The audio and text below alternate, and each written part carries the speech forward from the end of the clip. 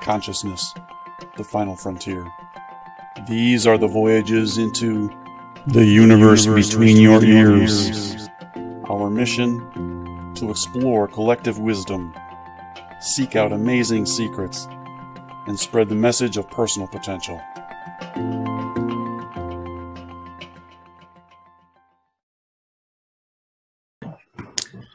All right, welcome everybody. My name is Tim Starr. I am your host for the Universe Between Your Ears. I'm joined by my co-captain, my co-host, Mr. Gabi Masheyev. Hello to everyone again. Wave to the nice people. Our guest today is Elsie Ritzenhein.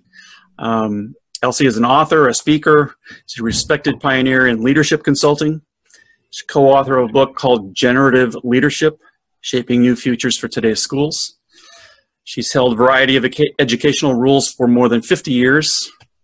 Educational roles, not rules.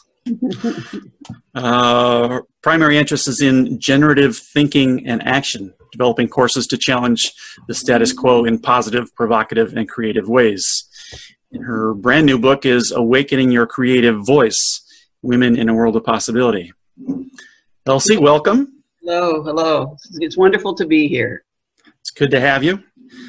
Now that we have the technical issues ironed out, we'll be able to record this for posterity. Cool.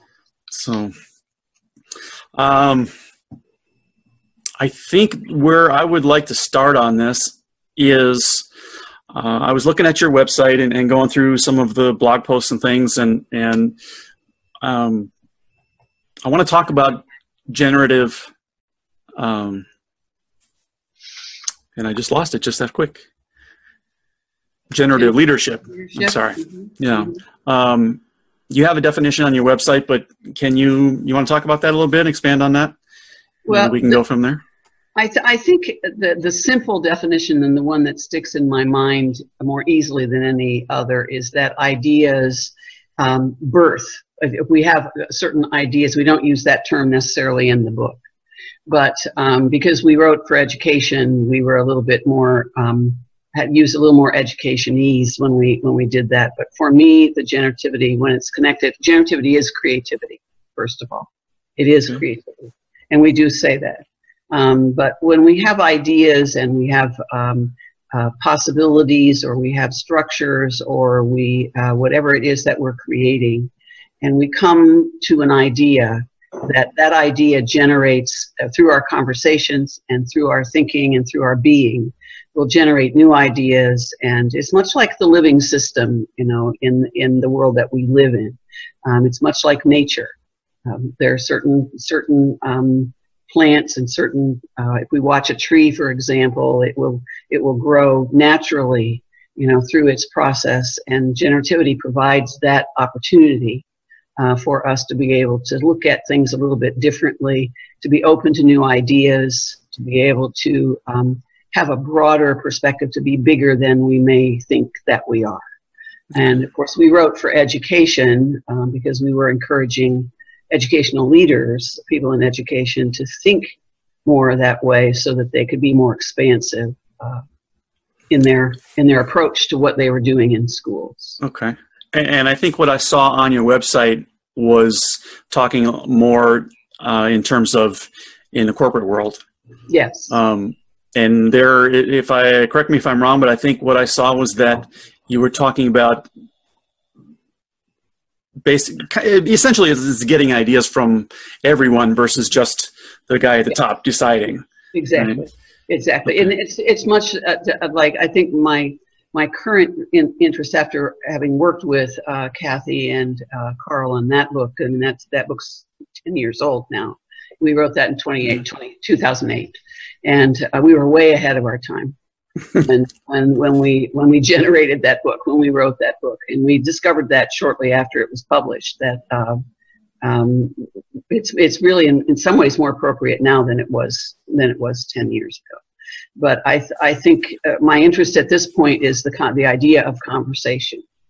being able to sit down, if I was the director of a school for a math science center, a magnet program, after I retired, interestingly, from the regular work that I did. And for 11 years directed this program, magnet program. And much of the work that we did came from conversations with the staff, getting their ideas, seeing, I would pose an issue or they would pose an issue. We would chew on it, we would play with it, much like we're doing here, and see what came from it, what emerged. It was an emergent process, what came from that, and then make a decision about what we could do with it, what, if anything, sometimes not, sometimes a great deal. So, it's got me thinking in 3 or 4 different areas. How much, of course, if you're going out and acting as consultants to companies in this area, right? So part of the question I want to ask is, do you see much resistance to it, or do you come in and you teach this, and then do you find out later that they've just sort of thrown it away anyway and gone back to business as usual? You know what I mean? Or is it just that you're only being contacted by the companies, by the people that are ready to implement anyway? I think it's more being contacted by the companies that are ready to implement, or networking with those CEOs that are really interested in that way of thinking, so that those conversations with them come first. And most of my consulting work, to be honest with you, has been through education, because I was working after I retired and wasn't working with the school any longer. I was interacting still within my local community here with school districts and with superintendents and with people that were interested in this type of thing. We did it, and interestingly, we did a couple-year initiative for a while called Making Schools Different and Making Work Different. And our intent was to do exactly what we're talking about, to be able to go out and say, let's have conversations. We did several world cafes. We had forums, 3 or 4 forums. We would take the forums to a variety of different places. We would go, into a school. We'd go into a university. I did one at my home. We would go into, went into a small business that was local, and we had a small business that was a sponsor, a couple small businesses that were sponsored. And the forums were very exciting. The conversations themselves were very exciting. But you need a leader, I found. There's a friend his name escapes me. I apologize for that. He's one of the people that I quote in that I mention in the resources in the Awakening Your Creative Voice book. He has a business in Ann Arbor and Michigan, and he is probably the closest to the kind of environment. And Carl Klimek, who was the lead author on the Generative Leadership book, is very good friends with him. And his environment in the business is probably the closest to being that open generative environment of any business that I know. And I think others, probably businesses that are working with mindfulness a great deal, that are setting up meditation sites, I think, are opening to being more aware of individuals in the workplace and being able to hear their perspectives. Right. But I want to tell you, education is a tough cookie. It's a really tough cookie. Well, that's a good lead into what I was thinking about while you were talking, is because, and Gabi's going to be interested in this because he's got a son who's, how old is David now, 11 or 12? 12 now, 12 now. And, what I was thinking about is just that. Schools, they've got their little kingdoms and stuff, and everybody's entrenched in where they are.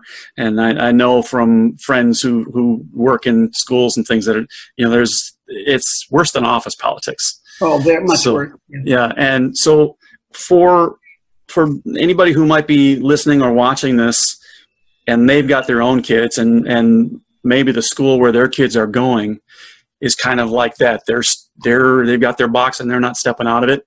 Mm-hmm. It falls then on the parents to try to do something like this. So can you offer anything for those people to sort of set them down in that direction? I think with the parent, first of all, believing, I would start with this, believing that in the creativity that your child holds, and that when they are born, I look at my 3-year-old granddaughter and my 1-year-old granddaughter and my 10-year-old step-grandson.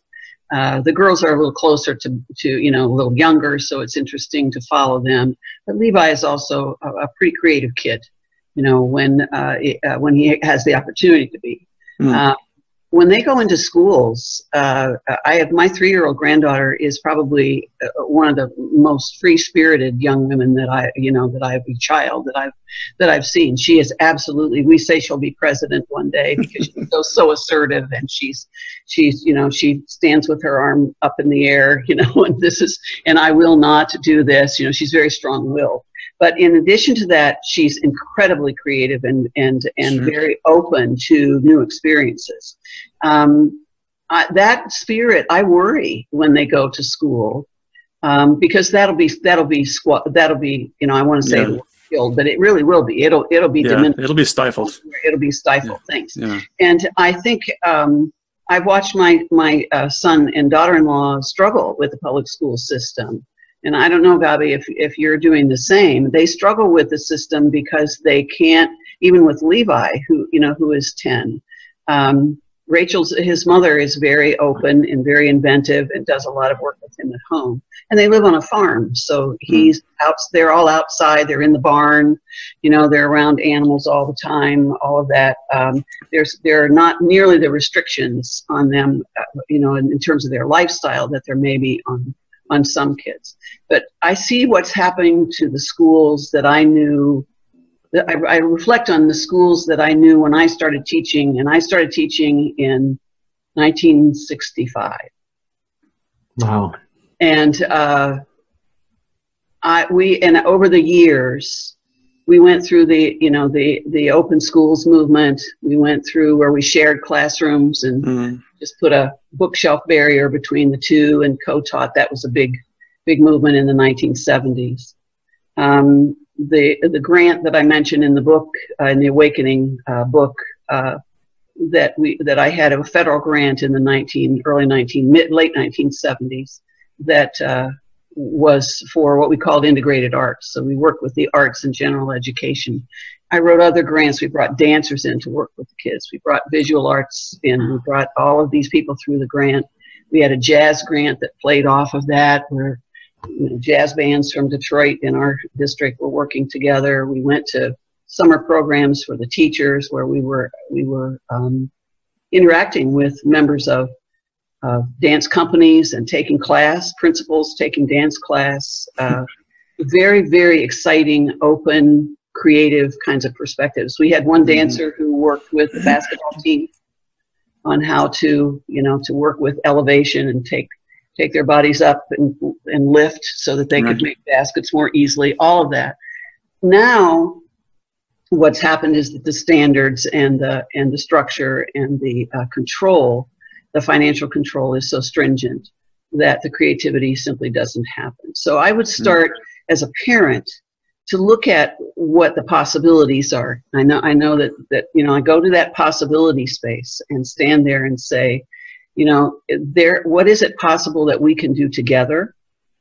If we have other parents that feel the same way, start the conversations, over coffee or, in someone's home like we did with the forums, whatever works. But don't hesitate to go to the people in the district who make the decisions, and that would be the superintendent. Because everyone below the superintendent, from what I'm seeing right now, is they're trying to keep their jobs. Right. So go to the superintendent or work with the teacher, to bring in some things as start as small as you can. This is a very long answer to your question. I apologize for that. It's all right. I'm gonna ask it again, basically. So let's say that somebody doesn't feel like that's an open door. Yeah. They don't feel like they can go to the school system in any way, shape, or form. What can they do at home? I mean, I get this is a problem-solving method, right? Essentially. Yeah. So can you involve the kids in it somehow, or what's the? I think you provide as many experiences for the kids as you can.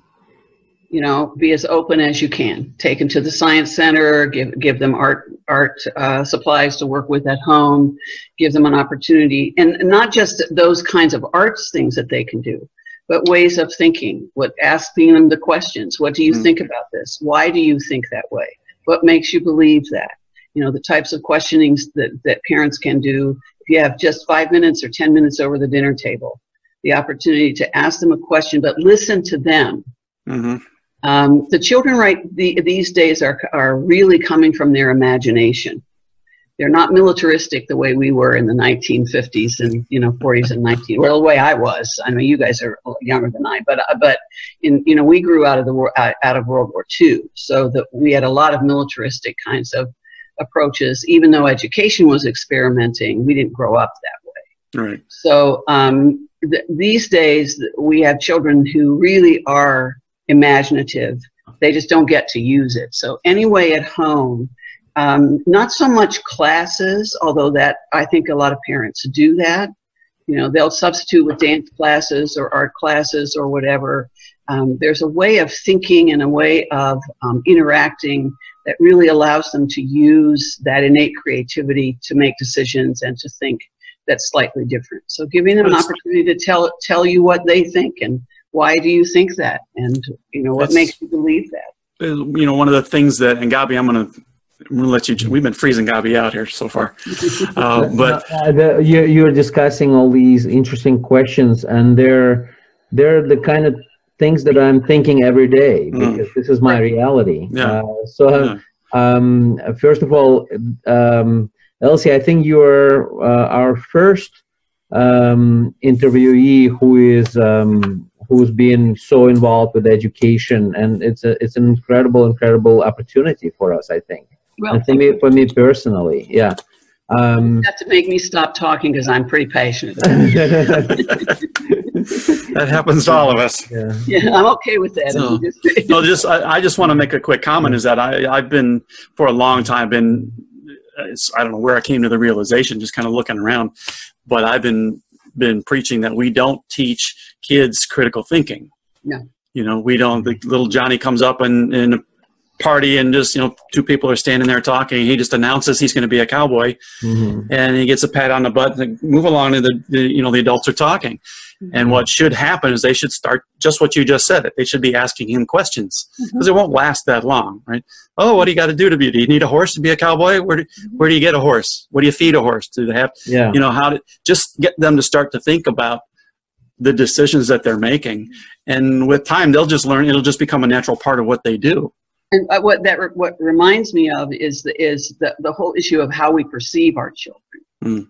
It's easy to perceive our children as little robots. That they go off to school in the morning, they come home at night, and I don't mean that as a derogatory thing at all. I think everyone is busy, everyone is tired at the end of the day. The kids have homework. We have things that we need to do in the evening. I remember being that way. I was working all the years that my son, I only have one child, but all the years that my son was growing up. And it was really hard to come home at night and have those kinds of conversations. Luckily, he had parents who took him places, and he had a father who took him to a lot of different places to give him different experiences. And he's probably he's the one who actually does my website. So, and the cover of the book, of the Awakening book, is his photography. So he has an open way of thinking that is not perfect by any means, but he at least has had the opportunity to do that. But if we just accept the fact that our children are human beings that deserve to be heard, they're intelligent really from the time they're born. Gabi has no choice. They was going to be heard. This is an interesting point you're making, because my daughter is now 25, and I was 21 when she was born, so I had no idea. And my wife and I, we were taught how to raise our children from the Soviet experience. Yeah. I got here in 1991. And we were disciplinarians, right? And so my daughter turned out okay, I think, regardless. I don't know, by some miracle, I'm lucky, you know. But now with my boy, 12 years old, that totally resonated with me, what you said, because I think the place to start is first reevaluate where you stand in relation. How do you relate to your children? You see, because what I'm seeing, at least in my circles, right, the immigrant circles, there's still this approach that they're disciplining them too much, oftentimes demeaning their children, not respecting their opinions, overriding them. The creative ideas get lost. Children are not rewarded for their creativity. You know, and when I'm seeing this, it almost like hurts, you know, because I know what kind of damage they're doing to, well, you know, but we came from the Soviet experience into the American schools, and I think the very first painful realization was that they're not really giving them real education here in the American schools. There is no in-depth learning going on there. You were saying critical thinking, right? And the biggest surprise for me was this this thing, multiple choice tests and questions or whatever, right? That was a novelty for me when I entered. I was like, what is that? Oh, you mean they're going to give me the right answers there and I could choose? Well, you know, I'm so smart. I could definitely, by method of elimination, get to the right. So you're not getting the in-depth knowledge. In our schools, let me tell you what the test looked like. It was mostly, it would be an essay. You'd need to explain your answer for the most part. Or if there was like a big test, it would be a conversation, like one-on-one. You'd be facing a teacher and you would have a conversation, and he will figure you out in 2 minutes if you had any real knowledge. And so you'd go back home studying, you wouldn't pass. So that really disturbed me, and you know, that was my first impulse that, okay, I got to do something here to take it into my own hands. And that's when we started getting tutors, and then later on things like you know, the Khan Academy, this whole phenomenon, right? Amazing resource. And so we started looking, okay, how can we compensate for this? Good for you. You know, and but we took care of this part, but the other part, you know, the basically killing of the creativity and this competitive culture. When a kid whose brain is maybe good at art or music, but not really the kind of brain that follows mathematics very well, doesn't do well, and gets compared to the people. I recall what Einstein said, that if you, what did he say? If you want to judge a fish by the can't climb a tree or something. Can climb a tree, something like that. It was amazing quote by Einstein. Right? So we are basically equating them and trying to teach them by following the same standards, regardless what their strengths are. We're not separating them. They're kind of putting them all together. So now, my question, and it's a long thing that I'm coming to this, right? Welcome to the Gabi Show. And I'm seeing this. I'm seeing this all the time. I mean, we are advanced species. Why isn't science running our education? Why aren't these ideas finding their way? I mean, I think they are, though, you know, because what I'm seeing is that now parents get transformed and enlightened. They simply take their kids out of schools. Yes, they do. We're not going to expose our schools to these damaging effects of our schools. You know, there's a lot of homeschooling going on. And I think in response to that, the schools started transforming. And that's happening. I see some innovative schools, you know, mostly on the West Coast, though. I know there are some innovative schools on the West Coast. I know the work that we did with this high school academy that I was telling you about, that I directed for several years, was unusual. It was a math science academy, so the kids they were there half day, and some would have, you know, opinions about that. The kids tested to get in.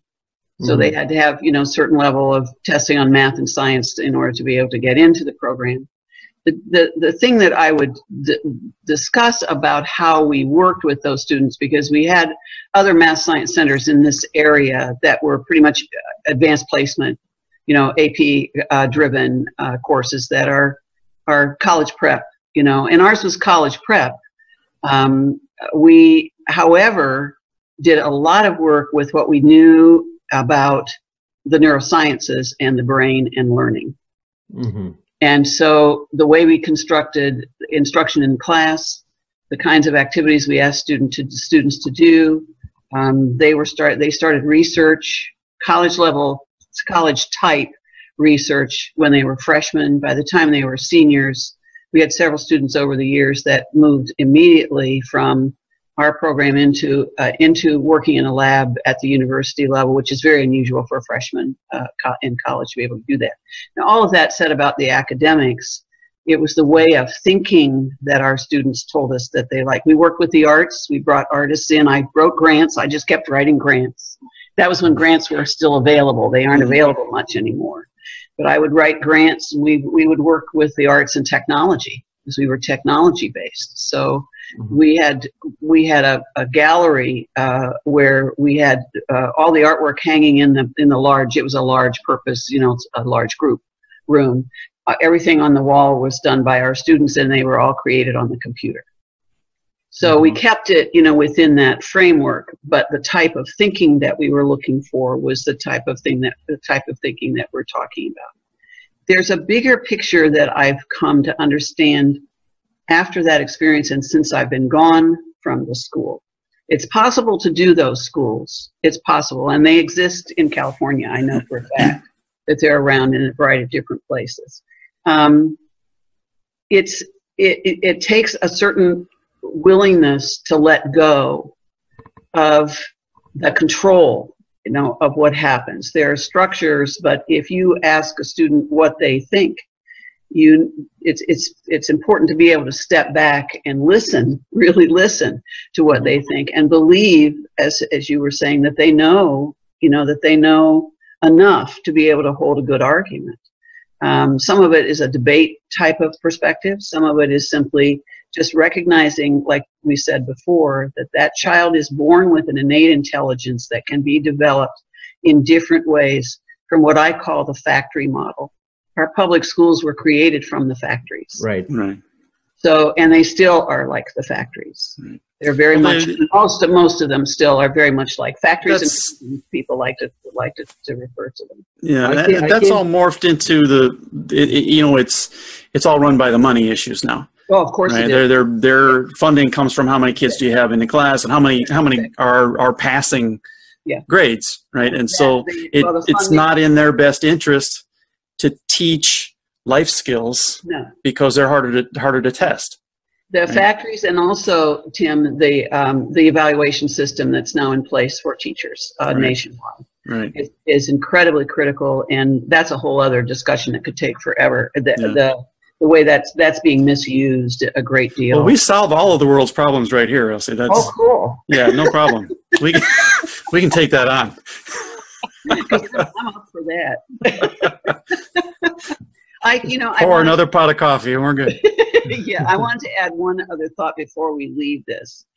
There is this emergent perspective about in the Awakening book.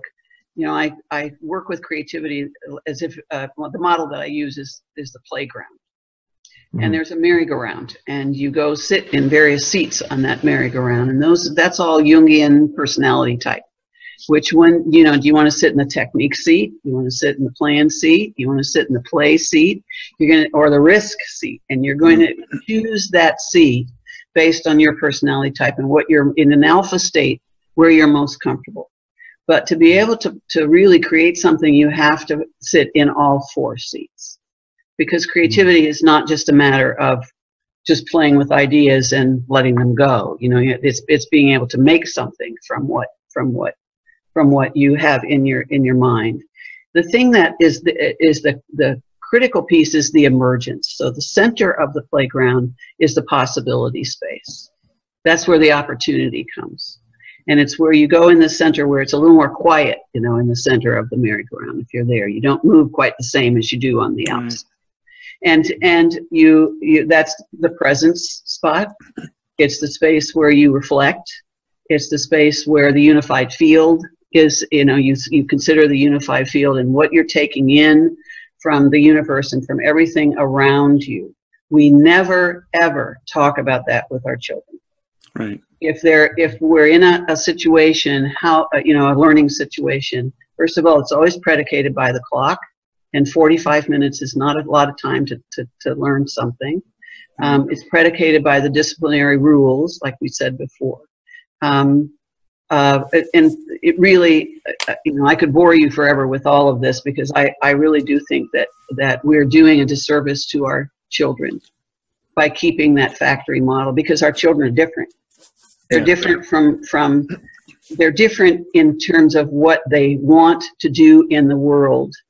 They're different from the way we were when we were younger. Yeah. And they enter the world now, they're bringing with them, if we look at that whole, you know, universe unified field, they come in ready to share what they know, and they're way more intelligent than we believe they are. Well, Gabby and I are both big fans of the Esther Hicks, Abraham Hicks stuff. And that's what I'm hearing. And the creativity thing we've talked about, you know, sort of creativity as an individual thing, but also co-creating, right? Bringing other people in to contribute to the whole. That's the center.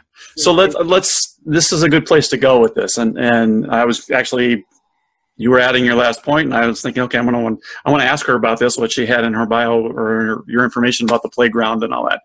So let's dig into that a little more. You know, while you were talking about being in the center of the merry-go-round, we had someone else who was talking about being in the eye of the storm, the eye of the tornado.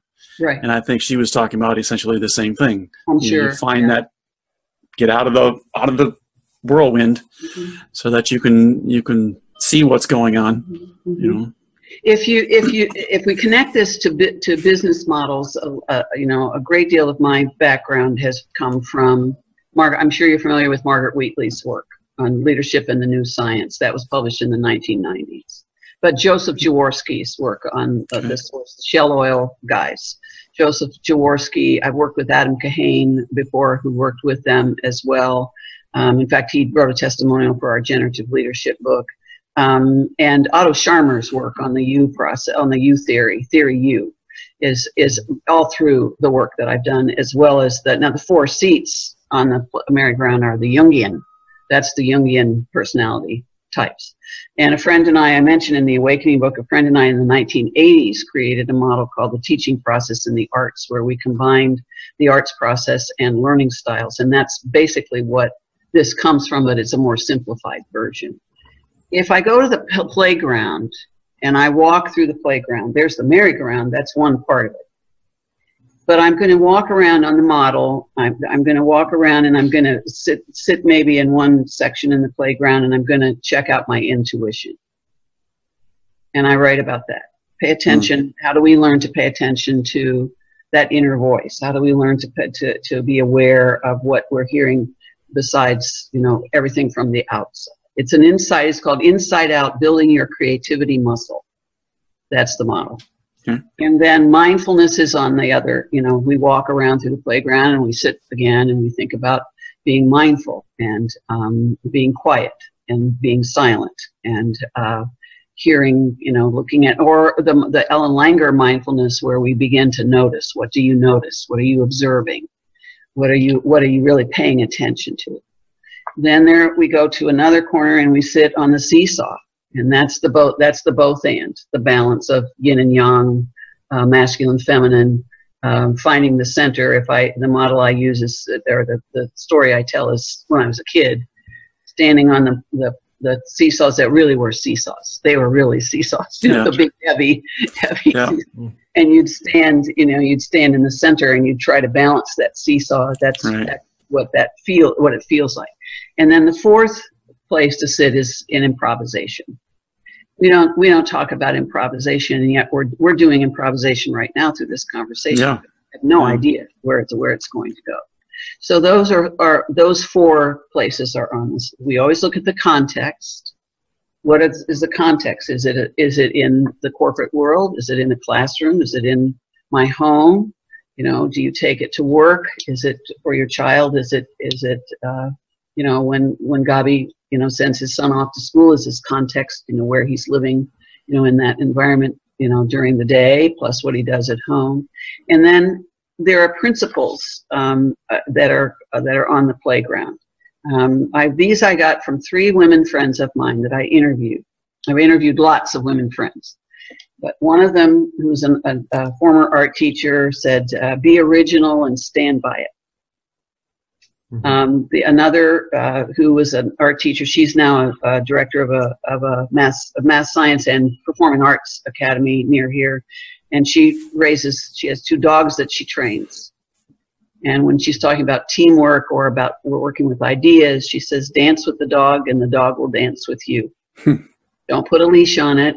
Don't, you know, let it work and pay attention and interact, like we were saying, you know, with the kids. And the third is from a friend of mine who's my age. I went to high school with her, and she was in the Peace Corps for a time after she graduated from college. And she said to me when I was interviewing, she said, and don't you just always have a song in your head? Don't you always, she said, we need to be more positive. Don't you always have a song in your head? So there's that positivity piece. And then finally, there is that the being, to be keenly aware, to be powerfully imaginative, and to be audaciously improvisational. So you take a deep breath and you step out and you go to that center of the playground and you sit, as Jaworski and Sharma and others say, and you connect with the source and you listen to your intuition and you take time to write, or you take time to be able to reflect, and then you step out and then you take action. That's also on the model. You perform it, or you ship it, as Seth Godin says, and then you begin again. So you can spend all of that time just playing on the playground, and then create something or take a chance and then go back and do it again, you know, and go around the circle. To me, it's a fairly, we all know what playgrounds are like, most of us, except they don't have seesaws much anymore. But it's just a way for us to think about it in a way that is something that's tangible, you know, that we would know. Yeah. But intuition, mindfulness, improvisation, all of that. If we can start talking about that, I've said to one of my friends recently, and then I'll stop with this. Don't, you know, the dance with the dog and the dog will dance with you friend is part of an energy group that comes to my home once a month. And Kathy said, you know, she said, I don't use the word creativity in the school because people are afraid of it. Mm-hmm. She said, I use the word freedom. Mm-hmm. And I said to her, we need to start using the word creativity. Go use the word creativity, because we're asking, if we look at all the standards and all of the career tech ed standards that they have, creativity is always listed. Innovation, creativity is listed, but rarely do we really know. There's, you know, what strikes me about that is there's also the issue of the definitions that we all carry for words. And creativity, I think everybody has more or less the same definition, or they're at least going to know what you're talking about in some pretty close fashion, I think. Freedom can mean all kinds of things. Right. You know, and I think you're right. It's part of the issue is, you know, if you want to communicate with somebody, you need to be clear to them what you're trying to say. It doesn't matter how well you know it, but the words that are coming out and you know, the idea, you have to be able to relate that in their terminology, in words that they can understand. Mm-hmm. So, yeah. And it really is an inside out thing. And I know from reading a little bit that I've read about the work that the two of you do, and you know what you see about opportunity and possibility and coming from the inside. That there is nothing that will happen that's creative that will come from outside in. It will always start from the inside. And then I say, I make the arrow go both ways, because you're going to take it out and then you're going to come back in again. And then you're going to take it out and then come back in again. And everyone will do it slightly differently, and that's okay. But I think it's terrifying to teachers that have been taught to work in schools the way we demand that they work in schools today. This stuff could be terrifying because they don't have a clue. Yeah. So there's another level, is starting with, what do we do at the university if we're training, teachers to work, and parents, who even with what we did at the school with our high schoolers, parents want their kids in college. And so that's really what they're concerned, many of them, not everybody, but everyone, there's that controversy as well. And I think. Hi, this is Tim Starr. Thanks for joining me and Gabi on the universe between your ears. We really appreciate you taking the time to hang out with us for a little while. And we'd like to see you again. So be sure to subscribe wherever it is you're consuming the podcast from, whether it's YouTube or Stitcher or iTunes or whatever the hell else is out there. We want to see you again. We also want to hear from you. So let us know what you think of each episode. Let us know if you got an idea for a future episode that you think would be just killer. Absolutely, let us know. All right? Thanks again, and we will see you next time around.